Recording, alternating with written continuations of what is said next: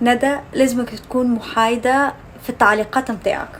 للأسف اليوم في حلقة اليوم ما كنتش محايدة، كنت ياسر منحازة الأميمة. ولازمني نذكرك إنه لازمك تقيم إنسان على حسب تصرفاته أو شخصيته ومش على حسب جنسيته.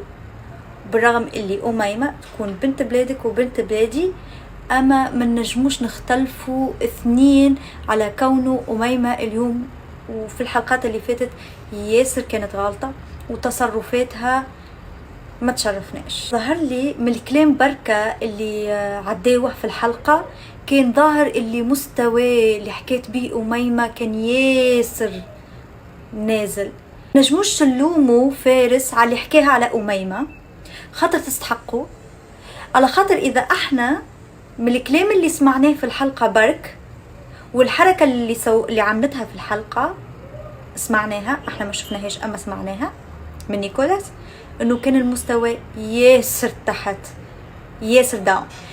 فما بالك من الحديث اللي ما سمعناهوش وسمعوا كان فارس. دونك نصيحة مني ليك باش ما تخسرش جمهورك، ليك محايدة وما تكونش منحازة لأي شخص. وعلى فكرة أنا بعد ما تفرجت في السيزن 2 زدت قدرتك أكثر واحترمتك أكثر. المستوى العالي اللي كنت تتصرف فيه وقت اللي تكون ثم مشكلة